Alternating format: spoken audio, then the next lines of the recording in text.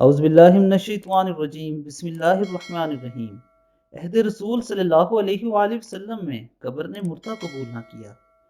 دوران جنگ دشمن نے کہہ دیا کہ میں مسلمان ہوں، مگر مسلمان نے پھر بھی اسے قتل کر دیا۔ رسول اللہ صلی اللہ علیہ وآلہ وسلم نے مسلمان سے فرمایا، تم نے نہ تو ان کے الفاظ کا اعتبار کیا اور نہ تمہیں اس کے دل کی کیفیت کا پتہ تھا۔ کچھ عرصے بعد وہ فوت ہوا اور اسے دفن کیا گیا تو اگلی صبح وہ زمین کی سطح پر پڑا تھا۔